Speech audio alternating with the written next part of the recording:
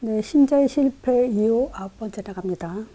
오늘은 개인화 실패. 이제 신자의 실패 이유 중에 하나가 또 이제 개인화 실패함으로 인해서 신자의 실패 이유가 되죠. 이 개인화의 제일 중요한 성경 구절은 그 사도행전 1장 8절입니다. 자, 왜 그러냐면요. 우리가 복음 그러면 창세기 3장 15절, 또 출애굽기 3장 18절, 마태복음 16장 16절, 이사야 7장 14절 이렇게 얘기하잖아요. 근데 제자의 복음은 이제 사도행전 1장 8절이에요. 그죠? 그 제자만이 개인화한 사람이 제자가 될 수 있으니까. 그러니까 제자의 복음은 오직 그리스도, 오직 하나님 나라, 오직 땅끝 전도. 요게 복음입니다. 자, 근데 사도행전 1장 8절은요. 천명이에요. 신자라면 누구나가 해야 될 일이요. 우리가 신앙생활 해도 되고 안 해도 되는 게 아니잖아요. 예배 드려도 되고 안 드려도 되는 게 아니잖아요. 절대적인 거잖아요. 그래서 이 사도행전 1장 8절도 절대적인 거죠. 자, 그래서 여기서 우리는 땅끝. 제자는 땅끝까지 가게 돼 있죠. 근데 이 땅끝까지 가기 위해서 꼭 해야 되는 것이 땅끝 가냐 못 가냐가 오직에 달려 있어요. 오직 그리스도 하나님 나라 땅끝 전도. 여기 오직의 결론 나냐 안 나냐. 오직이 돼야만 땅끝까지 가요. 근데 이 오직은 또 개인화가 돼야 땅끝까지 가게 되죠. 개인화가 안 됐는데 아무리 오직 해도 개인화가 안 돼 있는데 땅끝까지 갈 수 없죠. 또 이 개인화는 지속이 돼야 개인화가 됩니다. 그래서 이 지속을 위해서 지금 제가 사실은 1강부터 8강까지 계속 그 신자 실패 이유를 말한 것이 지속을 하기 위한 것이에요. 왜냐하면 그렇게 1강부터 8강까지가 안 되면 지속할 수가 없기 때문에. 그렇죠? 자, 그래서 사역자들이요. 즉 지속할 사역자, 지금 현장 사역을 하고 있는 사역자들, 또 미래의 사역자들, 요 사람들이 반드시 지속하기 위해서 사단의 통로, 이걸 찾아야 되죠. 자신들의 사단의 통로로. 이 사역자들은 반드시 복음만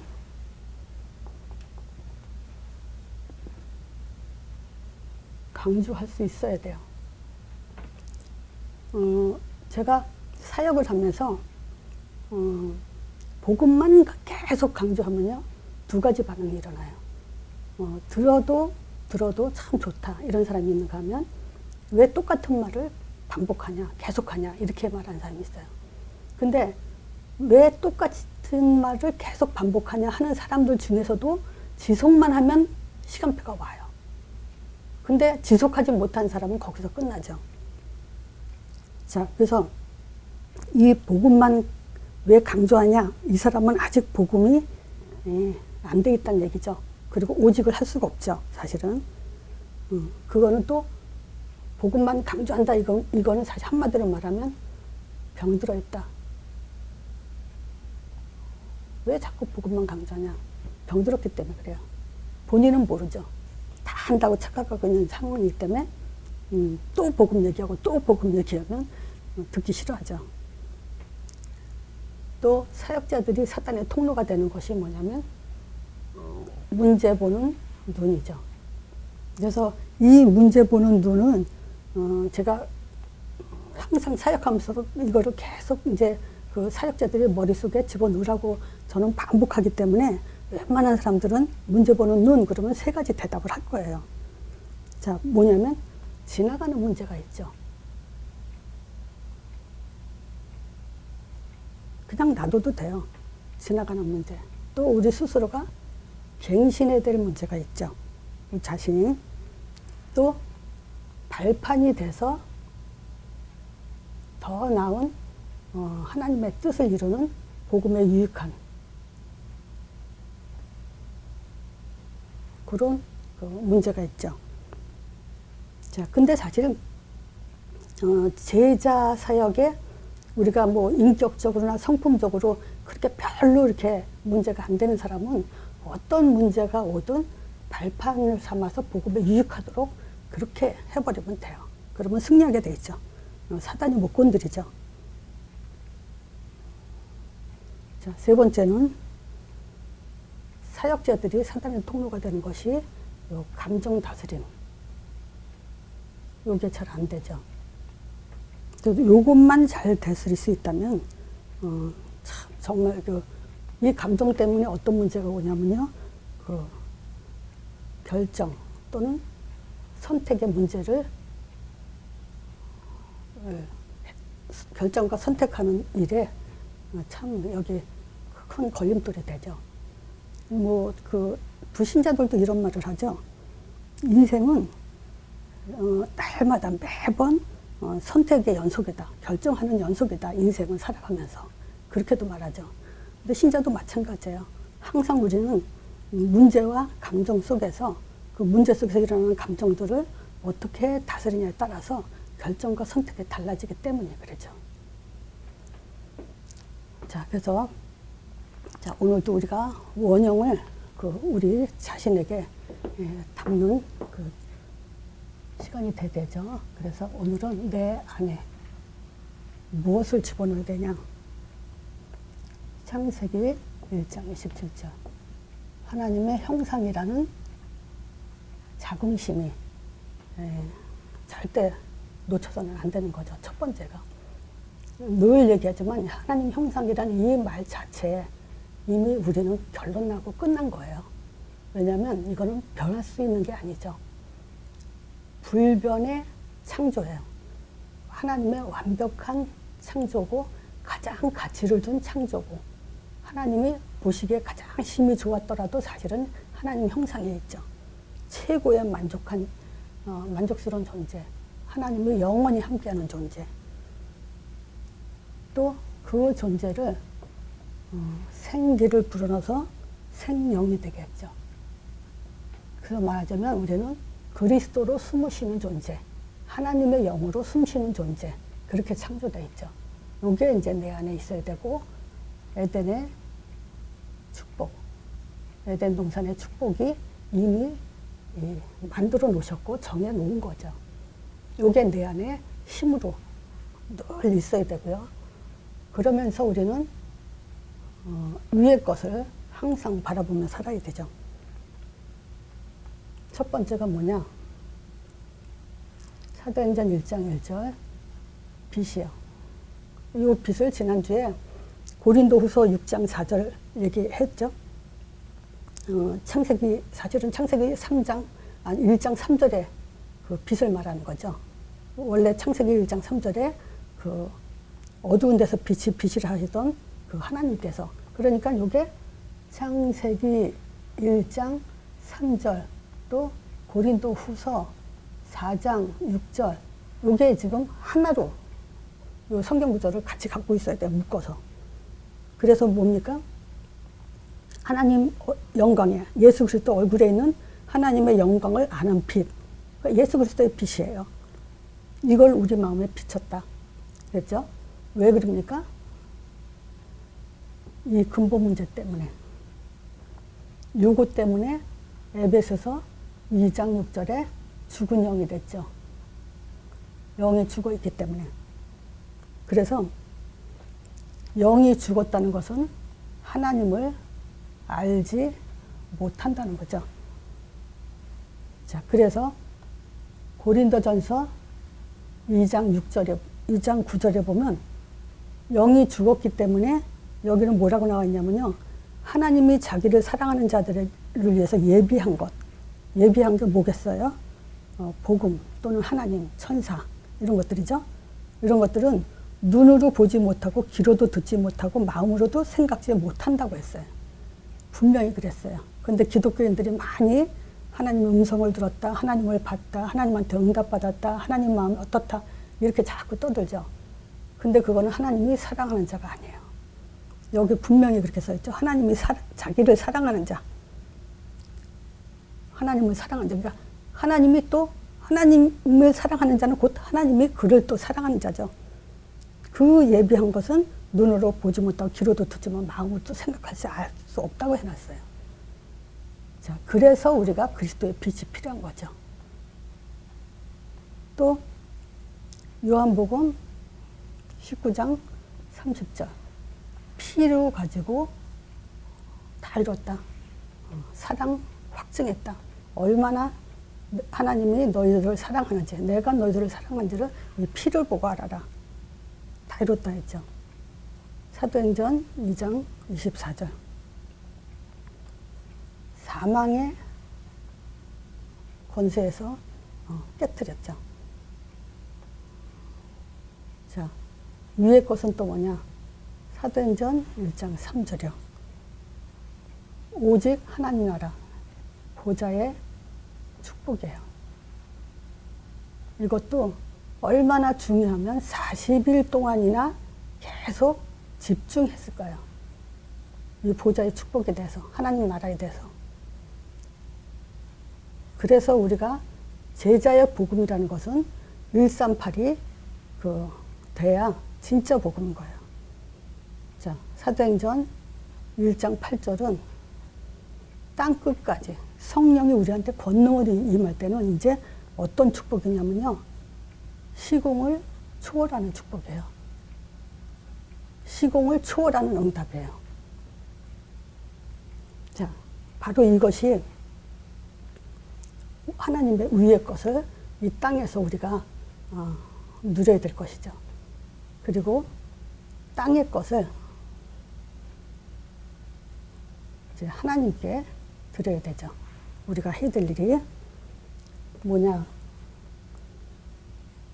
창세기 3장 1절에서 6절 이 인간의 근본 문제, 즉 이 속에 있던 나를 개인화시켜야 돼요.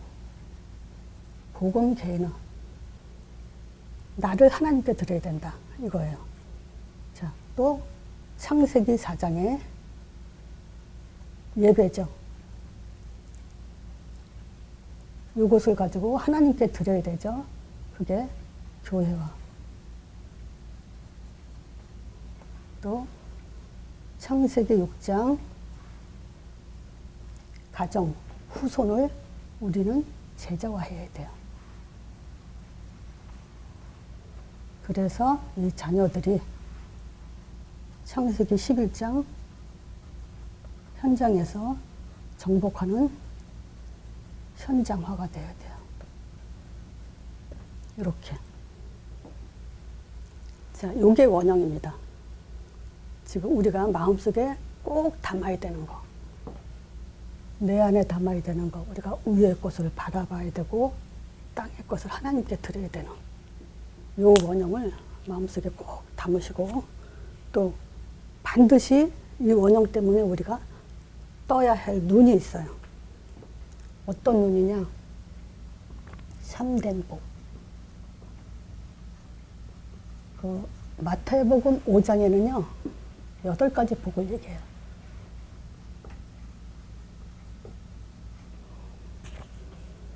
자, 이 복은 하나님이 분명히 마태복음을 통해서, 마태를 통해서 복에 대한 얘기를 8번이나 얘기했는데 첫 번째가 뭐냐면 심령이 가난한 자. 그래서 이 심령이 가난하다는 것은 마음이 약하고 착하고 연약하고 곱고 그 얘기를 하는 거 아니에요. 겸손하고 낮아지고 물론 그래야죠. 겸손하고 낮아져야죠. 근데 심령이 가난하다는 것은 뭐냐면 내가 없어야 되는 거예요. 다 내려놓는 거예요.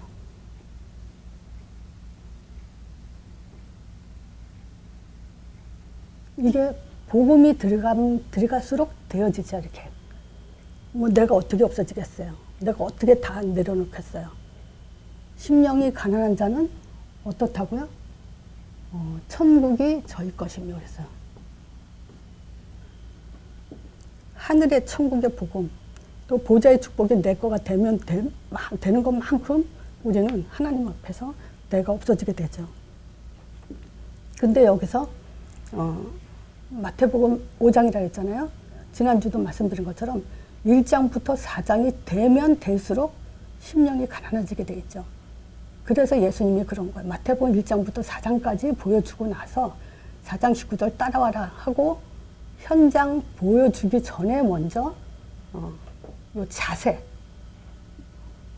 우리가 내적으로 가져야 될 그 자세부터 말씀을 한 거야. 심령이 가난하면 현장이 제대로 보이죠. 또 애통하는 자.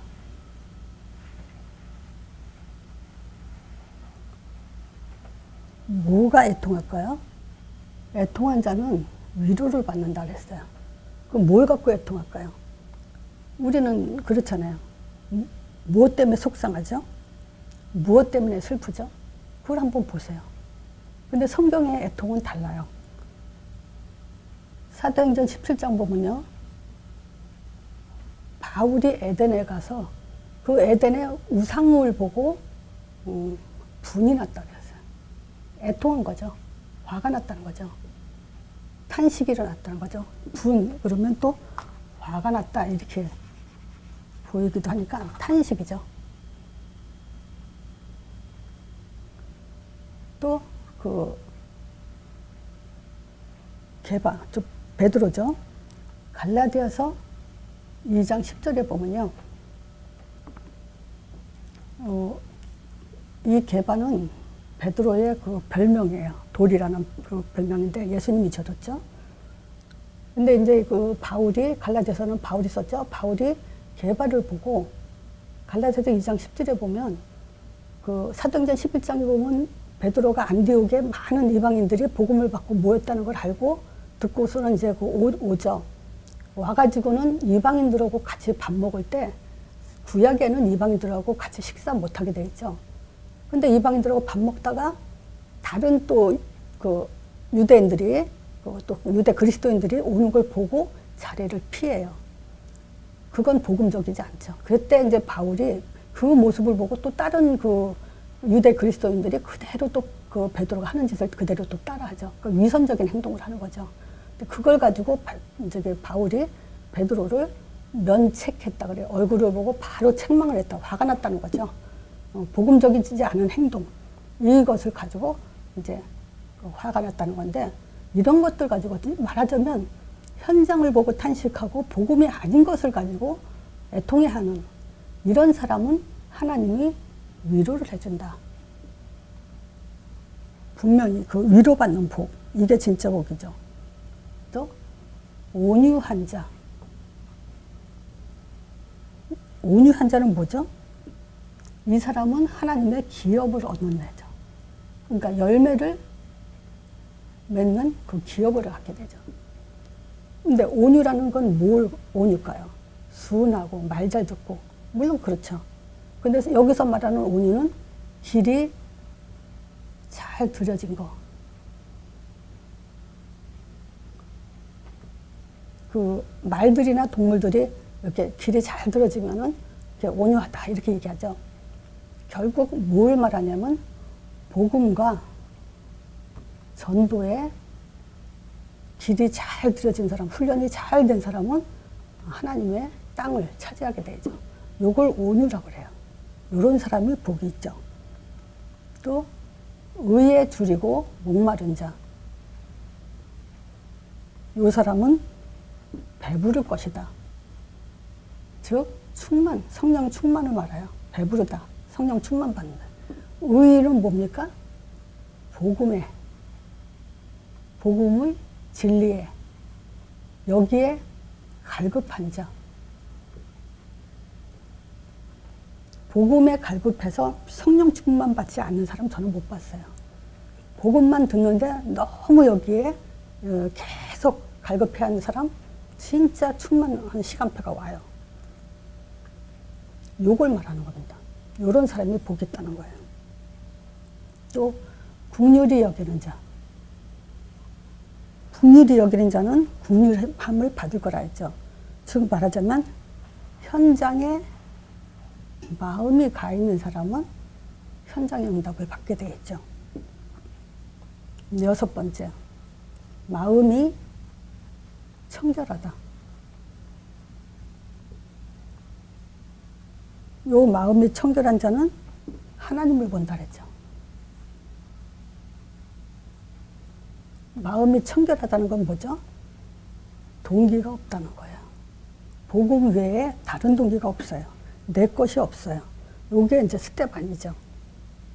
나를 위해 죽지 않고 복음을 위해서 죽는 그런 청결함을 보였죠. 누가 있었어요? 죽은 순간에 예수님을 보죠. 또 화평케 하는 자. 하나님과 하나님 사이, 인간과 하나님과의 사이. 요렇게 그러니까 하나님을 그 전도하는 자. 요게 이제 화평케 하는 자죠. 전도자. 뭐냐? 사람을, 불신자를 하나님께 화평케 하죠. 그리고 인간과 인간.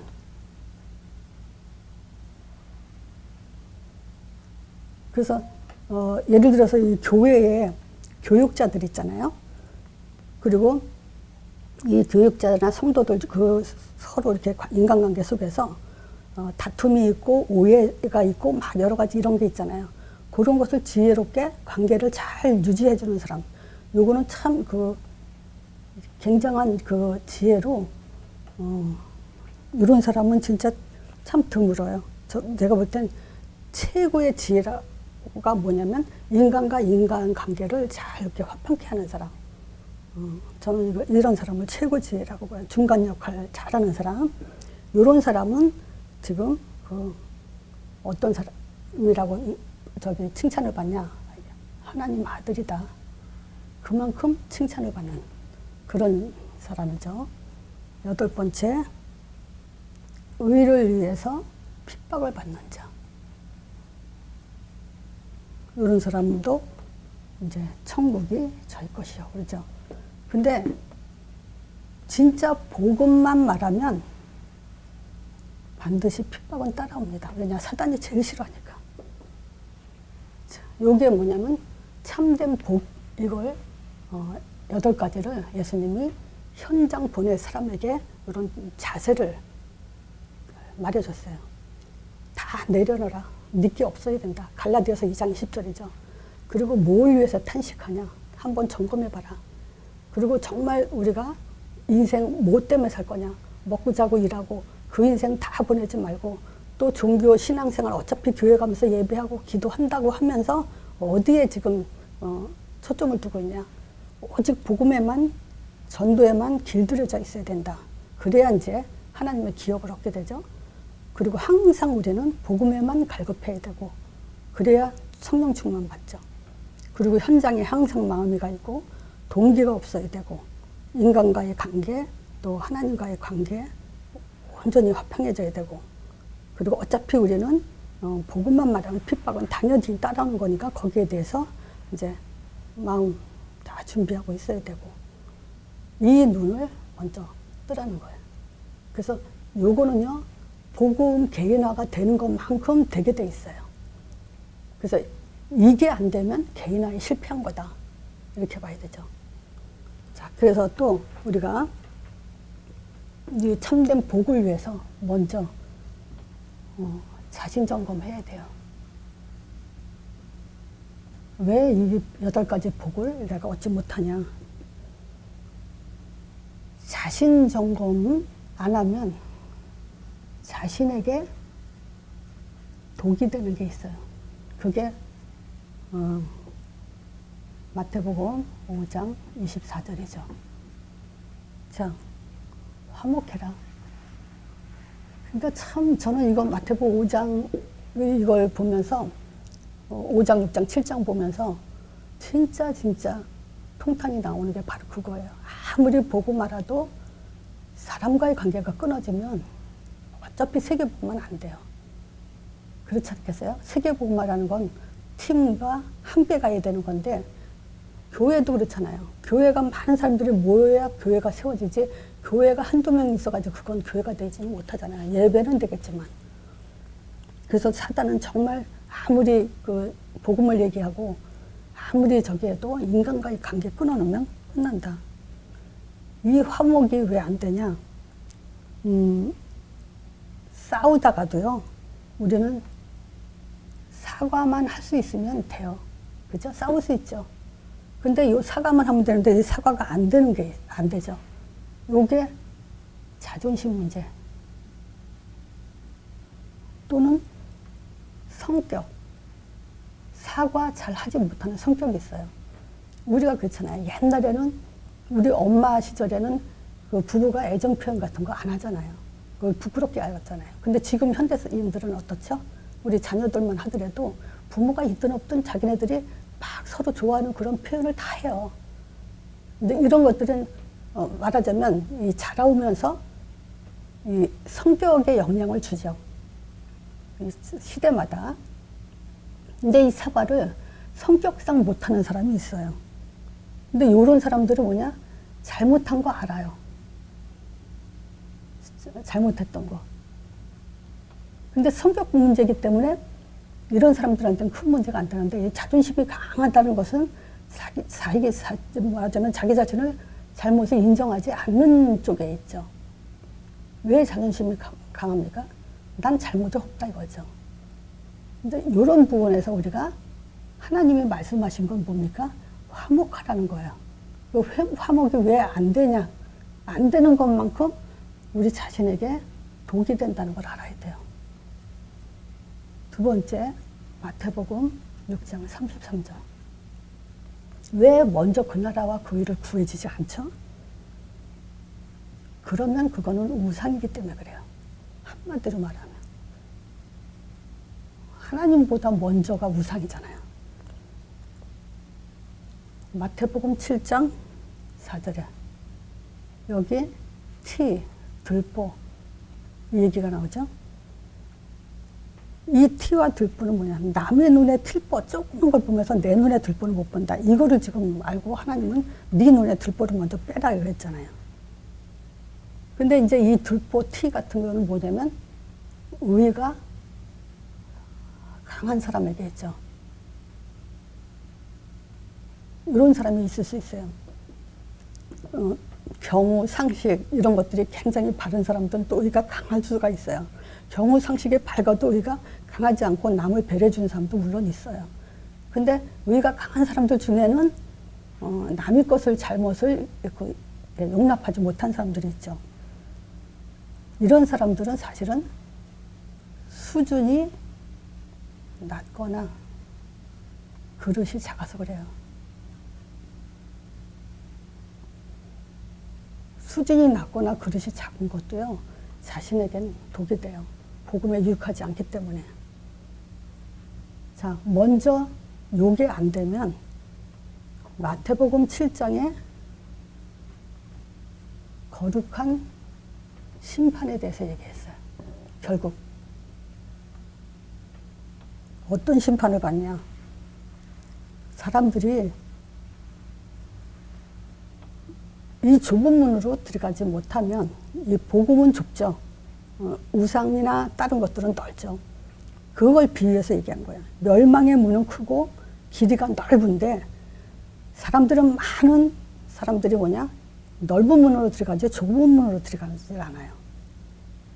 그래서 언제 심판받냐? 좁은 문으로 들어가지 않는 자, 넓은 문으로 들어가는 사람은 반드시 심판을 받는다.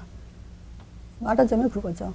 오직 복음이 안 되면 다른 걸로 가게 되기 때문에 결국 심판이 되죠. 그리고 마태복음 7장 18절에 열매에 대해서 얘기하죠. 아름다운 열매를 맺지 않는 나무마다 찍혀서 불에 던지운다. 심판한다. 그 얘기죠. 21절에는 하나님의 뜻대로 행하는 자,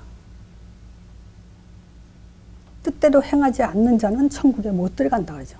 뜻대로 행하는 자라야만 천국에 들어간다. 요 하나님의 뜻을 설명 잘해놓은 게 요한복음 6장 40절이에요. 하나님을 아들을 믿는 자만, 믿는 자가 영생을 얻는 것, 그것이 하나님의 뜻이라고 얘기하죠. 또 27장 26절에 여기에 행하는 자가 있고 행치 않는 자가 있어요. 자, 여기서 행치 아니한 자는 그 집을 모래 위에. 이 사람은 뭐냐? 집을 모래 위에 짓고 있어요. 그러니까 이 모래 짓는 것은 어차피 무너진다는 얘기예요. 언제? 비가 내리고 문제가 오면 이거죠. 또 창수가 나고, 이 말은 물이 충분히 이제 넘치는 때, 또 바람이 불어서 그 집에 부딪히면은 무너져서 그 무너지는 게 아주 심해진다, 이렇게 얘기해요. 결국 우리가 자신을 점검하지 못하면 하나님의 거룩한 심판 아래에 있다. 결론은 이거예요. 자, 그래서 개인화 실패의 결론적인 얘기는, 개인화 실패 이유는 첫 번째,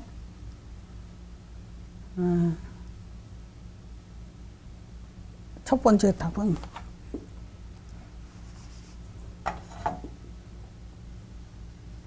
첫 번째는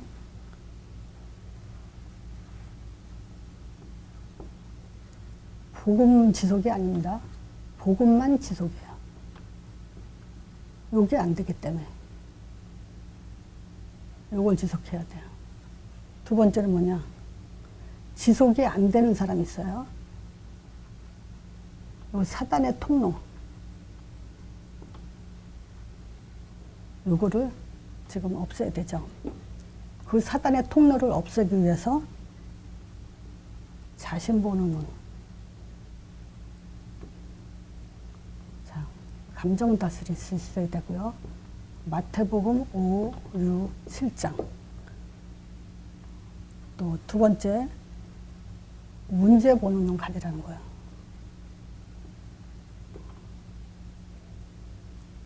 자, 요거. 그래서 참된 복에 눈을 뜨라. 요게 오늘 개인 실패 이유예요. 신자들이 정말 안 되는 것들이 바로 이런 것들이에요. 복음만 계속 못해요. 또 지속 안 되는 이유가 자신을 모르고, 또 문제 보는 눈, 감정 다스리지 못하고. 저쪽에 다시 감정을 여기다 쓸게요. 세 번째, 자신 보는 눈이요. 세 번째가 감정.